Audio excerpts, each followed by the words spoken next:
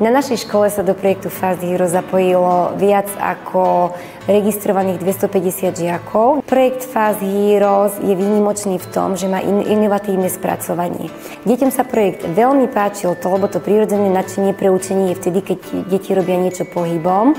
A tunak boli malí superhrdinovia a vlastne každá tá hodina alebo aktivita prebiehala, že tie videá, ktoré si deti pozreli, tak si hneď zahrali ako scénku.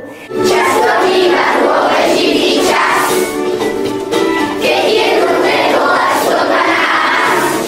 112. My, neurológovia, tu v Liptovskom Mikuláši, moji kolegovia a takisto náš pán primár veľmi podporujeme tento program Fast Heroes, ktorý vzdeláva detičky. Je to pre nás veľmi dôležité a je úžasné to spojenie medzi deťmi a ich starými rodičmi, že formou detičiek dokážeme, povedzme, doniesť tú informáciu aj k starým rodičom. Je to úplne iné, ako keď my sa rozprávame so starším pacientom na tej ambulancii a počuje to od nás a je to pre ňoho, keby stále u každého lekára počuje to isté.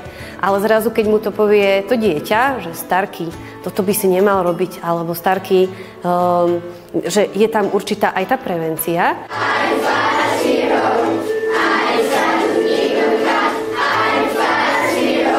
Vysoký krvný tlak je najväčším a najzásadnejším rizikovým faktorom vo vzniku k cievnej mozgovej príhode, ale aj všetkým ostatným stavom, ktoré tej cievnej mozgovej príhode môžu predchádzať. Problémom vysokého krvného tlaku je to, že nebolí.